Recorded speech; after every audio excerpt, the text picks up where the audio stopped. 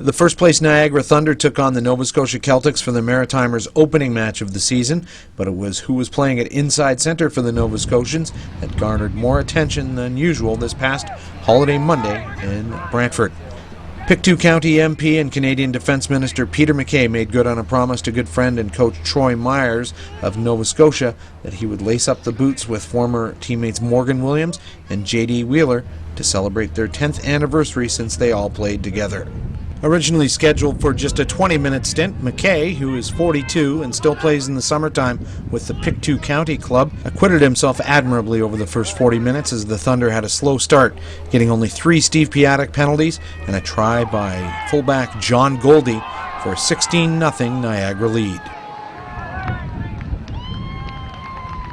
MacKay came off at half and the floodgates opened for the Thunder as they scored 5 second-half tries for a final score of 49-5. Paul Forrest scored the lone Nova Scotia try. After the game, we caught up with the minister and former Canadian team captain Morgan Williams, as well as coach Troy Myers. So, Peter, looks like you're pretty useful out there, you know? You weren't just from window dressing. Well, I don't know about that. For me, it was a real honor to play with Morgan Williams. I mean, Morgan is the best player to ever come out of our province, distinguished himself many times at the national level, international level, and you know, for me this is a bit of a swan song to come out and play a game for my province. It was a real honor, as I said, and I think a lot of the young guys took inspiration from the fact that they were playing with one of the best national players certainly that we've ever produced, and Morgan has raised the standard of level in our level of rugby in our province and across the country, and we're seeing that now. We're seeing young players coming out of every province, including our own in Nova Scotia, playing at the national level, and in large part that's because of the inspiration of players like Morgan. Now that he's buttered you up like that, what did you think of his game? No, I mean, it was great to play again with Peter. I mean, we played together in the early 90s and through on there, so to get back together and we'll have a chat over a beer and stuff. But, you know, coming back and it's, you know, an old reunion. Troy's there, JD's there, Pete's there. For me, you know, it's an honor coming back and always putting on this jersey because, I mean, this was the platform that I went to the national team, and so I'm so much indebted to the province of Nova Scotia, and you know, just to see now the numbers that they brought with that they came up here with it's good. It shows that there is a program going on there, and I've been back and done a clinic there, and hopefully you know, further down the summer I'll be back there and doing more stuff to help develop rugby in Nova Scotia, because, you know, looking after the guys that looked after me so long ago is something that it's a debt that I owe, and I feel that, you know, I'll continue to pay it as long as I can run, I guess, kind of.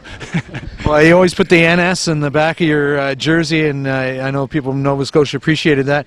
You say it's your swan song. If Troy picked up the phone and the schedule worked out, would you come out again? Only if they really needed me, and if there wasn't younger guys that were ready to play ahead of me. Look, Troy Myers is a great friend, as is Morgan, and this to me was a real treat. You know, it's a break away from you know, some of the pressures of what I've been doing. There's a real military connection too with rugby in Nova Scotia. A long time, a lot of guys that I played with served their country in military uniform as well. So. I'll always love to come out and play whenever I can. It's finding the time these days, and these scrums are a little different than the ones in Ottawa. Sure. Now, would you like to see rugby instituted like it is in the U.S. Armed Services? They all have big teams, and that's a big part of their rivalry. Do you think you could cook something like that up in Canadian Services? Well, you know what? The Royal Military College down in Kingston has a very active program. I was speaking with their coach just this weekend down at their graduation. Morgan Williams has been down there and put on a clinic a couple of times. Al Sharon has offered to do the same. So there is a strong connection between the military, and they have even kicked the ball around at Kandahar Airfield, I know. So rugby is a growing sport in our country. It's going to continue to grow, and that's a good thing, as long as we have players like Morgan that are willing to put back into the game, guys like Troy that'll go out and coach and provide that kind of leadership on and off the field. We're going to continue to put competitive teams on the field internationally. Morgan, are we going to be seeing you out in a Celtics jersey again this season? I'm not sure. I think right now the main priority, I think for us as a national team is the Churchill Cup, and then I'm actually suiting up for the Classics on the 28th against the U.S. Classics in Victoria. So so that should be fun. But I'm not sure. I mean, if there's time in July, if I'm around, you know, I'll always jump in if needed. It's got to be some kind of a record. Guy's retired, comes back, plays sevens. He's a coach. I mean, you're just getting it all done. I know. It's hard to stop, and I got a very weak tolerance to say no. So, I love rugby, and anything that'll help, progress the game anywhere in Canada. I'm always there, even though my wife doesn't like me sometimes. Well, great show, guys, and thanks for coming out. Thank you. Appreciate it. So, Troy, it looked hopeful in the first half, 9 points in the early going, and, I think you probably always suspected the second half would be a little tougher. Well, exactly, Doug. I mean, the fitness just wasn't there in the second half. I think when, our commitment to the ball in the tackle was good, we were really good on the deck. Sooner or later we ran out of gas, and we knew that was an issue. We also, bringing some of these older players in, I mean, fitness is always something, with Morgan not included in that comment because he's a star when it comes to fitness, but at the same time we knew that was going to be a problem. But this game is really not about winning today. It was more about celebrating our past, which people like Morgan and Pete, and also J.D. Wheeler we brought back in to celebrate also our future. And we had some good young guys. We brought up our key under 20 players, and this is a 3-year plan to be national champions, and I'm pretty pleased with it. I wish the score would have been a little bit lower, but we're happy with what we've achieved today. And, speaking of J.D. Wheeler, I mean, he was getting some stuff done there in the first half, and he was making the tackles, and looked like it was almost going to go over at one point, so you must have been pleased with that. Yeah, true. He was close a few times, and J.D., the most prolific try scored everywhere at Celtics jersey, and I thought he was going to get himself 2 more today. Just wasn't in the cards, but it was great to see him out again.